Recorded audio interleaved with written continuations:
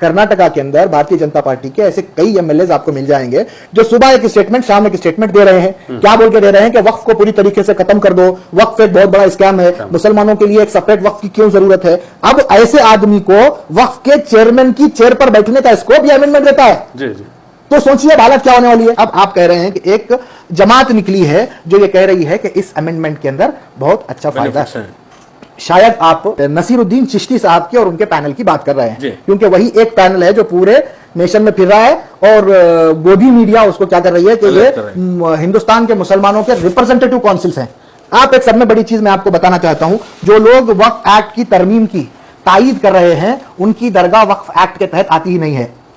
हिंदुस्तान की तमाम दरगाहें, तमाम मसाजिद, तमाम बारगाहें, तमाम आशुरखाने, तमाम तकिए, तमाम खबरस्तान वक्फ एक्ट के तहत आते हैं, सिवाय दरगाह हजरत ख्वाजा गरीब नवाज रहमतुल्लाह तआला अलैह के। उसके लिए एक सेपरेट एक्ट दी दरगाह ख्वाजा साहब एक्ट 1955 के तहत वो दरगाह आती है। अब जो मौसूफ यहां पर एक पैनल लेके फिर रहे हैं, उन मौसूफ के वालिद साहब वहां पर दीवान है, दरगाह के दीवान है। अब यहां पे ये जो कोशिशें चल रही है, मुझे ऐसा लग रहा है कि इनके वालिद के बाद अब इनको दीवान बनना है, इसीलिए मोदी गवर्नमेंट के हर फैसले के फेवर में वो लोग खड़े हैं। मैं पूछना चाहता हूं, क्या आपने इस एक्ट को पूरी तरीके से पढ़ा है? इस एक्ट को अगर आप पूरी तरीके से पढ़े हुए रहते, ये वक्फ एक्ट की रूह को खत्म करने का अमेंडमेंट है।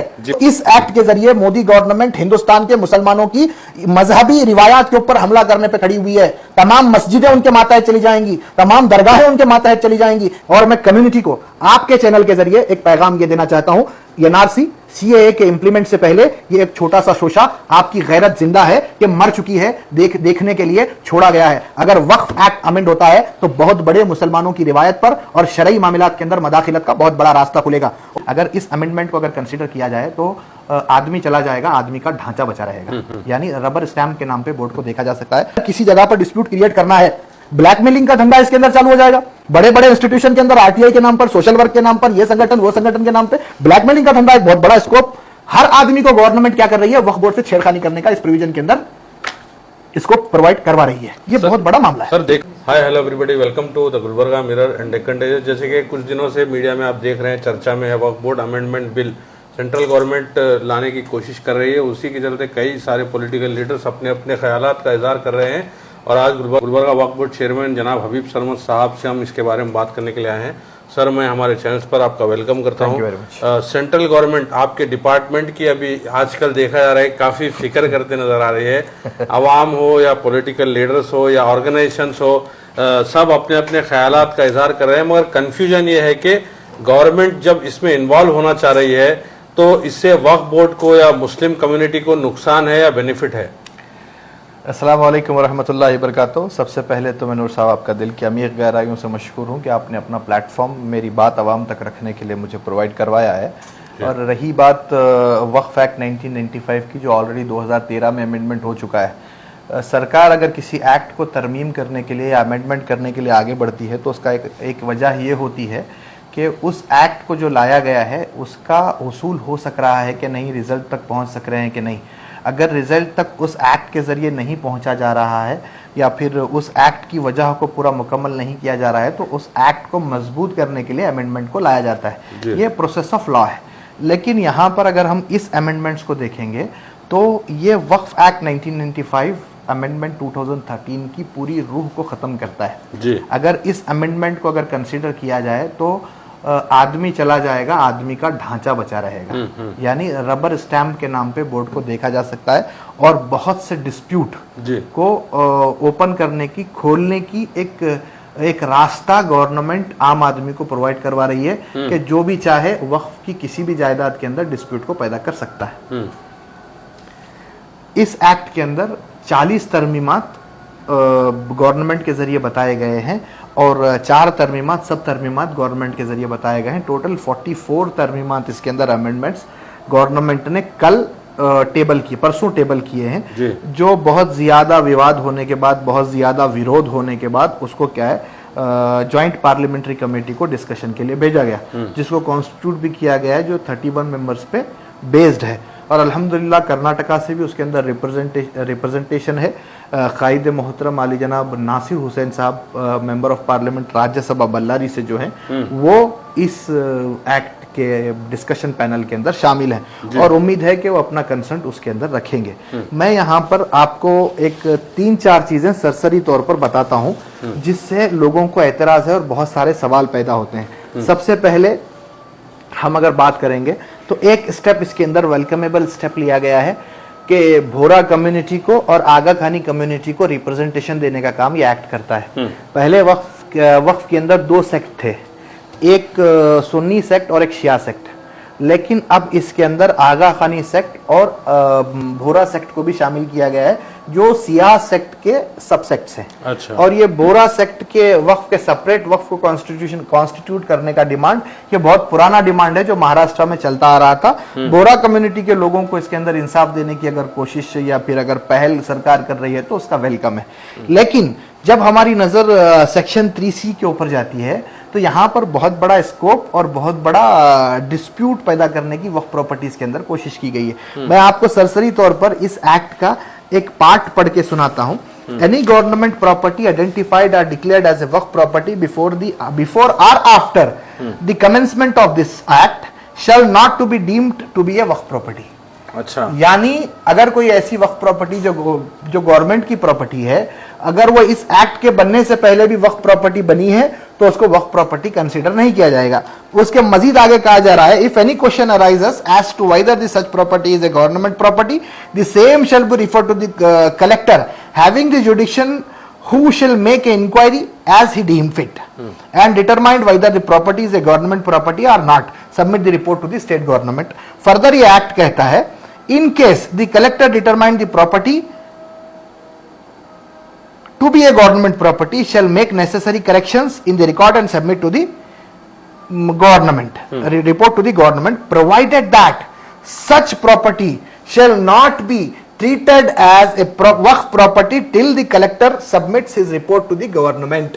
यानी ये सब पॉइंट्स ऐड कर वक्फ बोर्ड को या वक्फ प्रॉपर्टीज को हथियाने का काम सरकार करे। सिंपल चीज मैं आपसे एक चीज कहना चाहता हूं, गुलबर्गा की अगर कोई एक मस्जिद की हम बात कर लें, महबस मस्जिद की बात करते हैं, महबस मस्जिद के अंदर 450 दुकानें हैं जी। अगर कोई अब इस एक्ट के अंदर बताया नहीं गया कि कौन कंप्लेंट करेगा या गवर्नमेंट की प्रॉपर्टी है कि नहीं है, गवर्नमेंट ऑफिशियल्स करेंगे कि प्राइवेट आदमी को इसके अंदर स्कोप है, क्योंकि वक्फ एक्ट जो स्कोप देता है, any person interested in Waqf can make any complaint, any litigation before the any authority। ये वक्फ एक्ट का इसको ही अगर हम कंसीडर करके इसको अगर हम पढ़ के अगर आगे चलेंगे तो कोई भी राह चलता हुआ आदमी बिफोर द डिप्टी कमिश्नर एक कंप्लेंट फाइल कर देगा कि महबस की ये जो 450 दुकानें हैं ये कॉर्पोरेशन की जमीन पर बनाई गई हैं।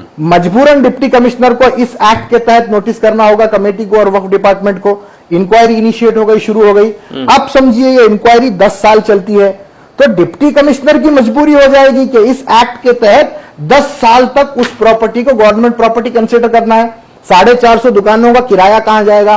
वो जो इतनी बड़ी रेवेन्यू जो वक्फ बोर्ड को आ रही है उस रेवेन्यू का क्या होगा? अगर इस एक्ट के तहत 5 साल 10 साल 25 साल अगर इंक्वायरी चलती है तो वो पूरे किराए डिप्टी कमिश्नर के पास जमा होंगे। अच्छा। और यह भी नहीं बताया गया कि अगर वो 25 साल के बाद अगर वो प्रॉपर्टी को गवर्नमेंट प्रॉपर्टी नहीं वक्फ की प्रॉपर्टी कंसीडर किया जाएगा तो वो किराया वक्फ बोर्ड को वापस दिया जाएगा क्या नहीं दिया जाएगा। और इस 3C के अंदर और एक बात इसके अंदर कही गई है, अगर डिप्टी कमिश्नर सेटिस्फाई है कि ये प्रॉपर्टी गवर्नमेंट की प्रॉपर्टी है तो without any permission deputy commissioner direct revenue record के अंदर वक्फ बोर्ड का नाम डिलीट कर देंगे जी। डिलीट करके गवर्नमेंट का नाम डाल दिया जाएगा और एक रिपोर्ट गवर्नमेंट को भेजी जाएगी। उस रिपोर्ट की बुनियाद पे गवर्नमेंट क्या करेगी? उस रिपोर्ट की बुनियाद पे गवर्नमेंट डायरेक्शन देगी वक्फ बोर्ड को कि फला फला इंक्वायरी कंडक्ट हुई है, उसके तहत तुम्हारा नाम डिलीट कर दिया गया, लिहाजा तुम अपने रिकॉर्ड के अंदर से इसको क्या कर दो? डिलीट कर दो। ये कहां पर प्रोसेस ऑफ लॉ है? सुप्रीम कोर्ट में भी अगर आप जाएंगे, लोकल ट्रिब्यूनल्स में भी अगर आप जाएंगे तो आप देखिए process of law judicial system ये होता है, आपको एक आईए फाइल करना है स्टे पूछने के लिए, मैक्सिमम टू मैक्सिमम स्टेटस को मेंटेन करने का ऑर्डर होता है। यहां पर डायरेक्ट उस प्रॉपर्टी को वक्फ के स्कोप से बाहर निकाल दिया गया, गवर्नमेंट प्रॉपर्टी बना दिया गया। अगर किसी जगह पर डिस्प्यूट क्रिएट करना है, ब्लैकमेलिंग का धंधा इसके अंदर चालू हो जाएगा। बड़े बड़े इंस्टीट्यूशन के अंदर आरटीआई के नाम पर, सोशल वर्क के नाम पर, ये संगठन वो संगठन के नाम पे ब्लैकमेलिंग का धंधा एक बहुत बड़ा स्कोप। हर आदमी को गवर्नमेंट क्या कर रही है? वक्फ बोर्ड से छेड़खानी करने का इस प्रोविजन के अंदर इसको प्रोवाइड करवा रही है। ये बहुत बड़ा मामला है। सर, देखा जाता है कि बीजेपी जब से भी पावर में है, सेंट्रल गवर्नमेंट, कभी कोई ऐसे डेवलपमेंट के बिल्स वो लोग नहीं लाते। मुस्लिम कम्युनिटी को, यानी पर्टिकुलर एक कम्युनिटी को टारगेट करने के बिल, जैसे कि कौ स्लॉटर एक्ट हो गया या ट्रिपल तलाक हो गया। आप देखा जा रहा है कि वक्फ बोर्ड जो एक जमाने से मुस्लिम कम्युनिटी का इदारा है, उसको टारगेट किया जा रहा है। क्या लगता है, क्यों ये इस तरीके की हरकतें करते हैं? ये भारतीय जनता पार्टी का बहुत पुराना एक एजेंडा है कि वक्फ एक्ट को खत्म करना है, लेकिन ये एक्ट विथ एसेट है। खाजी एक्ट को जिस तरीके से खत्म किया गया 1883 के, उस तरीके से इस एक्ट को खत्म नहीं किया जा सकता, क्योंकि कॉन्स्टिट्यूशन इस एक्ट को खत्म करने की इजाजत नहीं देता। तो उन्होंने पूरी तरीके से मारने की बजाय उन्होंने सिर्फ ढांचे को बरकरार रखा है। यहां पर अगर आप मजीद इस एक्ट को देखेंगे तो यहां पर बहुत ही बड़ा, हमने सेक्शन 3C देख लिया। सेक्शन 3C देखने के बाद आप यहां पर देखिए, सेंट्रल वक्फ काउंसिल होती है जो पूरे नेशनल के वक्फ प्रॉपर्टी के साथ डील करती है। उसके बाद स्टेट बोर्ड ऑफ वकाफ होती है, स्टेट बोर्ड होता है। उसके बाद डिस्ट्रिक्ट वक्फ एडवाइजरी कमेटीज होती है। यहां पर इन्होंने दो बड़ी बॉडीज के साथ छेड़खानी की है। पहले सेंट्रल वक्फ काउंसिल, सेंट्रल वक्फ काउंसिल में 2 नॉन मुस्लिम मेंबर्स को इन्होंने कंपलसरी किया है। अच्छा। और उसके साथ साथ state constitution of state body section 14 को अगर आप देखेंगे तो सेक्शन 14 डील करता है कि किस तरीके से स्टेट बोर्ड कॉन्स्टिट्यूट होना है। आप देख के चलिए, सेक्शन 14 में पहले क्या होता था, 11 मेंबर अगर आने हैं तो 2 मेंबर एमएलए जुमरे से आने हैं, इलेक्टोरल कॉलीग है, पूरे मुस्लिम एमएलए बैठेंगे, अपने बीच से इलेक्शन करेंगे, इलेक्शन करके 2 मेंबर्स को क्या करेंगे, भेजेंगे। पूरे स्टेट के मुतवल्लीज, जो मुतवल्लीज 1 लाख रुपए से ज्यादा की इनकम रखते हैं, वो मुतवल्लीज वोट करेंगे, वोट करके अपने बीच से 2 मुतवल्लियों को स्टेट में रिप्रेजेंटेशन देंगे। पूरे स्टेट के मुस्लिम एडवोकेट्स बार काउंसिल के 1 मेंबर को चुन के क्या करेंगे, भेजेंगे, एक्स अफिशियो को भेजेंगे। ये इलेक्टोरल कॉलीग्स हैं। 4 मेंबर्स गवर्नमेंट नॉमिनेट करती थी, सुन्नी आलिम दीन, शिया आलिम दीन, any Muslim officer above the rank of joint secretary and social worker. ये 4 लोगों को गवर्नमेंट अपॉइंट करती थी। अब ये जो 11 मेंबर्स थे, ये 11 मेंबर्स अपनी पहली मीटिंग में बैठकर एक अपने अंदर से एक चेयरमैन को by the way of election क्या करते थे, इलेक्ट करते थे। अब यहां पर इलेक्ट्रल सिस्टम को पूरी तरीके से खत्म कर दिया गया। अब ये एक्ट क्या बोलता है, सेक्शन 14 क्या बोलता है, the board of the state and the national capital Delhi shall consist of not more than 11 members to be nominated by the state government and must and should consist 2 non Muslim members. अब यहां पर देखिए, यहां पर election के पूरे process को खत्म कर दिया गया। हुकूमत जिन 11 लोगों को चाहेगी एक नोटिफिकेशन के जरिए क्या कर देगी, मेंबर बोल के अपॉइंट कर देगी। अपॉइंट करने के बाद वो 11 मेंबर बैठ के चेयरमैन डिसाइड नहीं करेंगे, उसी नोटिफिकेशन में गवर्नमेंट क्या करेगी, फला फला आदमी को अपॉइंट कर देगी कि ये चेयरमैन है। अब यहां पर एक चीज सोचिए, कर्नाटका के अंदर भारतीय जनता पार्टी के ऐसे कई एमएलए आपको मिल जाएंगे जो सुबह एक स्टेटमेंट, शाम एक स्टेटमेंट दे रहे हैं। क्या बोल के दे रहे हैं कि वक्फ को पूरी तरीके से खत्म कर दो, वक्फ एक बहुत बड़ा स्कैम है, मुसलमानों के लिए एक सेपरेट वक्फ की क्यों जरूरत है। अब ऐसे आदमी को वक्फ के चेयरमैन की चेयर पर बैठने का स्कोप यह अमेंडमेंट देता है। जी जी। तो सोचिए अब हालत क्या होने वाली है। सर, आप इतने सब नेगेटिविटीज पॉइंट्स गिना रहे हैं, वही देखा गया है कि कई सारे रिलीजियस लीडर हमारे इंडिया के अलग अलग स्टेट से इस एक्ट की तायद में बयान दे रहे हैं। अजीत दोवल है और बीजेपी के जो लीडर्स हैं उनसे मुलाकात कर काफी अप्रिशिएट करते नजर आ रहे हैं। तो इसके बारे में क्या कहें? एक छोटी सी बात आपके सामने कह के मैं उसके ऊपर आता हूं। ये एक स्कोप ऐसे एमएलए को चेयरमैन की चेयर पर बैठकर बोर्ड को कॉन्स्टिट्यूट करने का काम अब समझिए कि हो रहा है। ये हमारे बोर्ड के अपॉइंटमेंट ऑर्डर्स हैं जी। हर एक मस्जिद कमेटी का ऑर्डर भी ऐसे ही होता है, हर एक मुतवल्ली का ऑर्डर भी ऐसे ही होता है। प्रियम्बल होता है, प्रियम्बल के बाद ऑर्डर होता है, ऑर्डर होने के बाद उसके बाद का जो पैराग्राफ है, मैं वो पैराग्राफ आपके सामने पढ़ देता हूं। The mutawalli shall function in the accordance with the law and the Waqf act 1995 as amended 2013 and the Karnataka State Rules 2017 and the direction issued by the Karnataka State Board of Awqaf from time to time।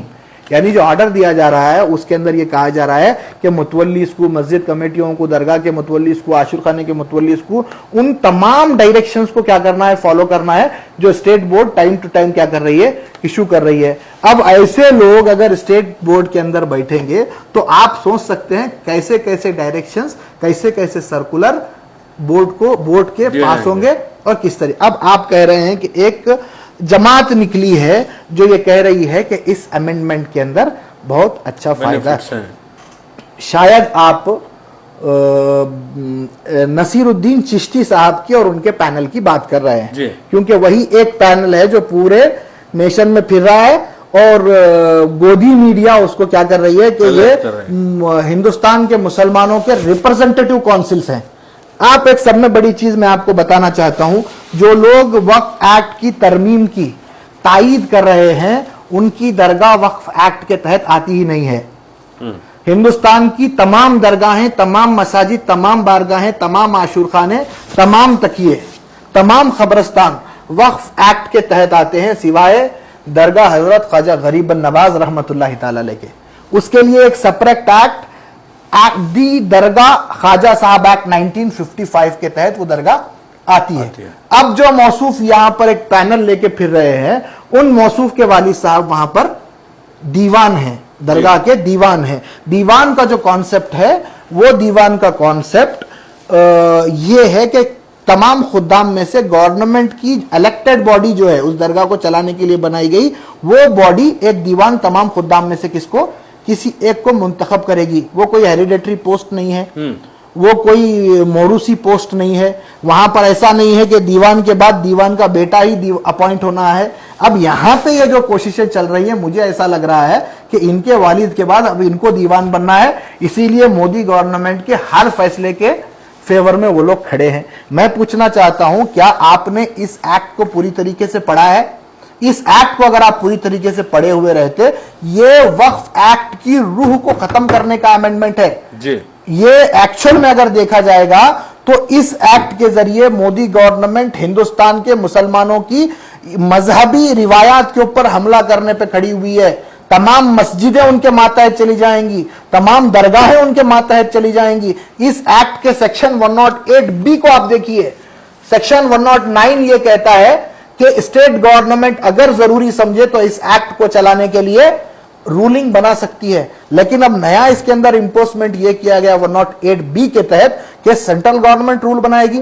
अगर central government rule बनाएगी तो उसको state government को impose करना ही होगा, उससे deny state government नहीं कर सकती। तो आप सोचिए किस किस तरीके के रूल बनाए जा सकते हैं। आपने जुडिशियल सिस्टम को, बोर्ड के जुडिशियल सिस्टम को पूरी तरीके से खत्म कर दिया। सेक्शन 83 को आपने पूरी तरीके से अमेंडमेंट कर दिया। वक्फ ट्रिब्यूनल के पूरे पावर्स को आपने खत्म कर दिया और आप फिर कह रहे हैं कि ये मामला वक्फ की प्रॉपर्टी के तहफ्फुज के लिए किया गया। तो क्या लगता है सर, क्या ये बिल पास होगा? क्योंकि देखा जा रहा है पहली बार कई सारे पॉलिटिकल अदर प्लेटफॉर्म से इस बिल की मुखालिफत की जा रही है, चाहे कांग्रेस हो, समाजवादी हो या जो भी अदर पार्टीज हैं, और इंडिया अलायंस जो है, ये सभी लोग इसकी बहुत जोरों शोरों से मुखालिफत करते नजर आ रहे हैं। तो क्या लगता है आपको, क्या ये बिल पास होगा? अगर पास होगा तो क्या होगा? इंडिया अलायंस के तमाम पॉलिटिकल पार्टीज का मैं दिल की अमीर गहराइयों से बहैसियत मुसलमान मैं शुक्रगुजार हूं कि आपने हमसे लिए हुए वोट का हक अदा किया है। और मैं बहैसियत मुसलमान नीतीश कुमार साहब से, चंद्रबाबू नायडू साहब से अपील करता हूं, इंशाअल्लाह उन्हें मेमोरेंडम के जरिए रिप्रेजेंटेशन देने का काम भी हम भी करेंगे और तमाम ऑर्गेनाइजेशन से भी हम अपील करते हैं कि आपके बीजेपी के ज्वाइंट रहने के बावजूद भी एक बड़े परसेंटेज ने बिहार के और आंध्र प्रदेश के आपके फेवर में मुसलमानों के वोट किया है जी। मुसलमानों ने सिर्फ इसलिए वोट किया है कि ये जो काले खवानीन मुसलमानों के खिलाफ लाए जा रहे हैं, इससे आप मुसलमानों का तहफ्फुज करेंगे। अब आपको जरूरत है कि आप इन वोट का हक अदा करें। और मैं कम्युनिटी को आपके चैनल के जरिए एक पैगाम ये देना चाहता हूं, एनआरसी सीएए के इंप्लीमेंट से पहले ये एक छोटा सा शोशा आपकी गैरत जिंदा है कि मर चुकी है, देखने के लिए छोड़ा गया है। अगर वक्फ एक्ट अमेंड होता है तो बहुत बड़े मुसलमानों की रिवायत पर और शरई मामलात के अंदर मदाखिलत का बहुत बड़ा रास्ता खुलेगा। और मैं मुस्लिम पर्सनल लॉ बोर्ड के उस स्टैंड की मुकम्मल ताईद और हिमायत करता हूं जिसमें उन्होंने तमाम उलमाए कराम से अपील की है कि आप अब मुकम्मल इस एक्ट के कैंसल होने तक हर जुमा में वक्फ बोर्ड को आप अपने जुमा का उन्वान बनाएं, इसकी अहमियत को आप कम्युनिटी के सामने उजागर करें और आप इसकी अहमियत को अवाम के सामने रखें। और आपके चैनल के जरिए ये एक बहुत बड़ा मामला, इस घर को आग लग गई घर के चिराग से, ये तमाम चीजें निखर कर सामने इसलिए आई क्योंकि हम लोग नाकाम रहे हैं, वक्फ बोर्ड नाकाम रहा है, स्टेट बोर्ड्स नाकाम रहे हैं। आज एक सिंगल आदमी को आप उठाकर पूछ लें तो वक्फ बोर्ड से तुम्हें क्या फायदा है, तो फायदे गिनाए नहीं जा सकते। आप, मैं गुजारिश करता हूं स्टेट बोर्ड ऑफ औकाफ से, सेंट्रल वक्फ बोर्ड से और मिनिस्टर्स से कि जो सर्कुलर वक्फ बोर्ड कर्नाटका स्टेट बोर्ड ने पास किया है जिसके तहत यह कहा गया है कि वो वक्फ के इदारे जो 5 लाख से ज्यादा की इनकम रखते हैं सालाना, वो अपनी इनकम का 30% कम्युनिटी की एजुकेशन के अंदर इस्तेमाल करेंगे, उसको इंप्लीमेंटेशन करने की जरूरत है। बेनिफिशियरीज तक इस प्रॉफिट्स को पहुंचाने की जरूरत है। तमाम लोगों तक वक्फ की अहमियत को और वक्फ से क्या फायदा पहुंचेगा पहुंचाने की जरूरत है। और अल्हम्दुलिल्लाह काम हो रहे हैं। रायचूर में वक्फ मल्टी स्पेशलिटी हॉस्पिटल के नाम से हम हॉस्पिटल चला रहे हैं। गुलबर्गा में यतीम खाना का बहुत बड़ा एग्जाम्पल है जो मजहर हुसैन एडवोकेट की साहब की सदारत में बहुत एक अच्छे आला पैमाने पर चल रहा था, अभी भी चल रहा है। मुस्लिम ऑर्फनेज के नाम से चल रहे हैं, हॉस्टल्स के नाम से चल रहे हैं, लेकिन कम्युनिटी को डायरेक्ट इसका फायदा पहुंचाने के लिए और बहुत से इकदाम उठाने की जरूरत है। आवाम से क्या कहना चाहेंगे एट द एंड? आवाम से कहना चाहता हूं, आप अपने इलेक्टेड रिप्रेजेंटेटिव से इसका सवाल कीजिए, अपने इलेक्टेड रिप्रेजेंटेटिव तक इस बात को पहुंचाइए और जितनी हो सके अब जिम्मेदारी बिहार और आंध्र प्रदेश के मुसलमानों की है, जिन्होंने एक बड़ा माइंडेट भारतीय जनता पार्टी के अलायंस होने के बावजूद भी चंद्रबाबू नायडू और नीतीश कुमार साहब को दिया है। अब आप लोगों को उठने की जरूरत है, बिहार के मुस्लिम कायदीन को उठने की जरूरत है और आंध्र प्रदेश के मुस्लिम कायदीन को उठने की जरूरत है। उठकर इस मामले में उन दोनों पार्टीज के स्टैंड को क्लियर करवाने की जरूरत है। सर, मैं एक पॉइंट भूल गया था, असदुद्दीन अवैसी साहब भी इसकी काफी जोरों शोरों से मुखालिफत करते नजर आ रहे हैं, उस पर क्या कहना चाहेंगे? असदुद्दीन अवैसी साहब का जो स्टेटमेंट इस मामले के अंदर आया है उसकी मुकम्मल तायीद और हिमायत करते हैं और इंशाअल्लाह बहुत जल्द गुलबर्गा से डीडब्ल्यूसी और दूसरे डिस्ट्रिक्ट के चेयरमैन का भी मुझे कॉल आया था। हम एक वफद की शक्ल में जॉइंट पार्लियामेंट्री कमेटी के हर मेंबर से मुलाकात करेंगे। मुलाकात करके हम उनसे गुजारिश करेंगे कि इस मामलात के अंदर इन हमारे पॉइंट्स को उठाया जाए, क्योंकि हम मुसलसिल 2-2.5 सालों से वक्फ के साथ जुड़कर उनका पार्ट बन के काम कर रहे हैं। हमें पता है किस एक्ट के अंदर तरमीम होनी है। यकीनन वक्फ एक्ट 1995 में तरमीम की जरूरत है, लेकिन पॉजिटिव तरमीम की जरूरत है, नेगेटिव तरमीम की जरूरत नहीं है। असदुद्दीन अवैसी साहब हिंदुस्तान के मुसलमानों का विकार है और इंशाअल्लाह हम उनसे मुलाकात भी करेंगे और उनकी क़ियादत को सलाम भी करते हैं। Thank you sir, thank you.